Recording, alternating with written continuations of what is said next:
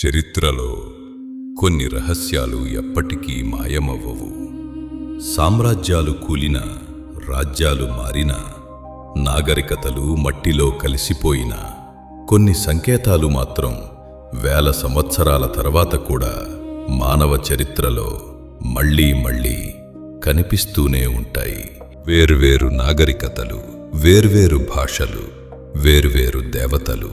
కానీ దైవ స్వభావాన్ని వివరించేటప్పుడు అనేక సంస్కృతులు 3 అనే నిర్మాణం వైపు తిరిగాయి. ఇది త్రిత్వానికి నేరుగా రుజువు కాదు, కానీ మానవ చరిత్రలో ఒక త్రిభాగ దైవ నమూనా పదే పదే కనిపించిందనే విషయం మాత్రం నిజం. సుమేరు నాగరికత క్రీస్తు పూర్వం 3000 సంవత్సరాల క్రితం మెసొపొటేమియా ప్రాంతంలో వెలిసిన ఈ నాగరికత ప్రపంచపు అత్యంత పురాతన లిఖిత ఆధారాలను వదిలింది.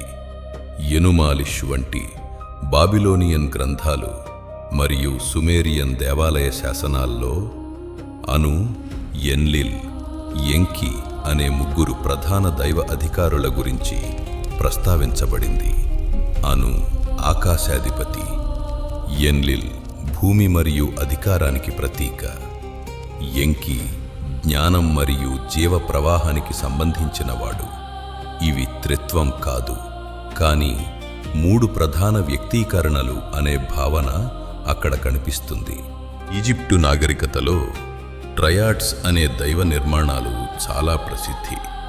దీనికి పురావస్తు ఆధారాలు కర్నాక్ దేవాలయం, అబీడోస్ శాసనాలు, పిరమిడ్ టెక్స్ వంటి ప్రదేశాల్లో కనిపిస్తాయి. ఉదాహరణకు ఒసిరిస్, ఐసిస్, హోరస్, అలాగే అమున్, ముట్, ఖోన్సు ఈ 3 దేవతల సమూహాలను ఒకే దైవ కుటుంబ నిర్మాణంగా ఆరాధించేవారు. ఇవి త్రిత్వ సిద్ధాంతం కాదు, కానీ ఒక దైవ ఏకత్వంలో 3 వ్యక్తీకరణలు అనే ఆలోచన అక్కడ స్పష్టంగా కనిపిస్తుంది. గ్రీకు తత్వంలో కూడా ప్లేటో రచనల్లో, ముఖ్యంగా టిమేయస్ గ్రంథంలో దైవ మేధస్సు, వాక్యం, లోగోస్, ప్రపంచ ఆత్మ అనే భావనలు కనిపిస్తాయి. తర్వాత ఫిలో వంటి హెలెనిస్టిక్ యూదా తత్వవేత్తలు లోగోస్ అనే భావనను మరింత అభివృద్ధి చేశారు. ఇప్పుడు ఈ చారిత్రక నమూనాలన్నింటినీ గమనిస్తే ఒక విషయం స్పష్టంగా కనిపిస్తుంది. ప్రపంచ నాగరికతలు దైవ స్వభావాన్ని అర్థం చేసుకోవటానికి ప్రయత్నించినప్పుడు తరచుగా త్రిభాగ నిర్మాణం వైపు వెళ్ళాయి. కానీ ఇవి త్రిత్వానికి ప్రత్యక్ష రుజువులు కాదు. ఇవి కేవలం చారిత్రక మరియు తాత్విక నేపథ్యాలు మాత్రమే. అక్కడి నుంచే హిబ్రూ గ్రంథాలు ఒక ప్రత్యేక దిశలో ప్రవేశిస్తాయి. ఎందుకంటే ఇతర నాగరికతలు అనేక దేవతల గురించి మాట్లాడితే హిబ్రూ విశ్వాసం మాత్రం ఒకే దేవుని గురించి బలంగా ప్రకటించింది. ఇశ్రాయేలు వినుము, మన దేవుడైన యెహోవా అద్వితీయుడగు యెహోవా. ద్వితీయోపదేశకాండము 6వ అధ్యాయము 4వ వచనం. ఇది యూదా విశ్వాసానికి కేంద్ర వాక్యం, ఒకే దేవుడు. కానీ ఆదికాండము 1వ అధ్యాయము 1వ వచనములో ఉపయోగించిన ఎలోహీం అనే పదం వ్యాకరణపరంగా బహువచన రూపం. దీనిని హిబ్రూ పండితులు కూడా అంగీకరిస్తారు. అయితే దానికి ఉపయోగించిన క్రియ మాత్రం ఏకవచనం, అంటే ఒకే దేవుడు, కానీ సంక్లిష్టమైన ఏకత్వం. ఇక్కడి నుంచే బైబిల్ ఒక గొప్ప రహస్యాన్ని నెమ్మదిగా తెరవటం ప్రారంభిస్తుంది. దేవుడు తనను ఒకేసారి పూర్తిగా ప్రకటించుకోలేదు, కానీ చరిత్రలో సంఘటనల ద్వారా, ప్రవక్తల ద్వారా, దర్శనాల ద్వారా తన స్వభావాన్ని క్రమంగా వెల్లడించాడు. ఆదికాండము 1వ అధ్యాయం 26వ వచనంలో వాక్యం ఇలా వ్రాయబడింది: మన స్వరూపమందు మన పోలిక చొప్పున నరులను చేయుదము. ఇది సాధారణ వాక్యం కాదు, ఎందుకంటే బైబిల్ అంతటా దేవుడు తనను నేను అని ప్రకటిస్తాడు. కాని ఇక్కడ మాత్రం మనము అని సంబోధించటం జరిగింది. ఈ మనము ఎవరు? కొంతమంది పండితులు దేవుడు దూతలతో మాట్లాడుతున్నాడని చెబుతారు. కానీ దేవదూతలు సృష్టికర్తలు కాదు. మనిషి కూడా దేవదూతల స్వరూపంలో కాదు, దేవుని స్వరూపంలో సృష్టించబడ్డాడు. అంటే సృష్టికి ముందే దేవునిలో ఒక అంతర్గత సంభాషణ ఉంది. ఇక్కడే త్రిత్వ రహస్యం మొదటిసారి నీడలా కనిపిస్తుంది. తర్వాత ఆదికాండము 1వ అధ్యాయము 2వ వచనం, దేవుని ఆత్మ జలములపైన అల్లాడుచుండెను. ఇక్కడ పరిశుద్ధాత్మ యొక్క సన్నిధి కనిపిస్తుంది. అసలు సృష్టి ఎలా ఏర్పడింది? తండ్రి ఆజ్ఞాపించాడు, వెలుగు కలుగునుగాక. కాని ఆ ఆజ్ఞకు రూపం ఇచ్చింది ఎవరు? యోహాను సువార్త దీనికి సమాధానం చెబుతుంది. ఆదియందు వాక్యముండెను, ఆ వాక్యము దేవుని యొద్ద ఉండెను, ఆ వాక్యమే దేవుడై ఉండెను. ఇక్కడ యోహాను గారు యేసును వాక్యముగా పరిచయం చేస్తున్నారు. అంటే సృష్టి ప్రారంభంలోనే కుమారుడు కూడా ఉన్నాడు. ఇప్పుడు గమనించండి, తండ్రి ఆజ్ఞాపిస్తున్నాడు, వాక్యమైన కుమారుడు సృష్టిని కలుగచేస్తున్నాడు, పరిశుద్ధాత్మ జీవాన్ని కదిలిస్తున్నాడు. ముగ్గురు, కానీ సృష్టికర్త మాత్రం ఒక్కడే. ఇక్కడ చాలామంది ఒక ప్రశ్న అడుగుతారు, అంటే క్రైస్తవులు ముగ్గురు దేవుళ్ళని నమ్ముతున్నారా? లేదు, బైబిల్ ఎప్పుడూ ముగ్గురు దేవుళ్లను ప్రకటించలేదు. బైబిల్ స్పష్టంగా చెబుతుంది, దేవుడు ఒక్కడే. కానీ ఆ ఒకే దేవుడు 3 నిత్య వ్యక్తీకరణలలో తనను వెల్లడించాడు: తండ్రి, కుమారుడు, పరిశుద్ధాత్మ. వాళ్ళు 3 వేర్వేరు దేవుళ్ళు కాదు. అలాగే ఒకే వ్యక్తి 3 పాత్రలు పోషించటం కూడా కాదు. ఎందుకంటే బైబిల్లో వాళ్ళు పరస్పరం మాట్లాడతారు. యేసు భూమిపై ప్రార్థించినప్పుడు ఆయన తండ్రితో మాట్లాడాడు. యోర్దాను నదిలో బాప్తిస్మో సమయంలో కుమారుడు నీటిలో ఉండగా పరిశుద్ధాత్మ పావురంలా దిగివచ్చాడు. తండ్రి స్వరం ఆకాశం నుండి వినిపించింది. 3 వ్యక్తీకరణలు ఒకే సంఘటనలో కనిపిస్తున్నాయి. అంటే వాళ్ళు ఒకే వ్యక్తి, 3 రూపాలు కాదు. అయితే వాళ్ళు ఎలా ఒకే దేవుడు? ఇక్కడే త్రిత్వం మనిషి మేధస్సును దాటిపోతుంది.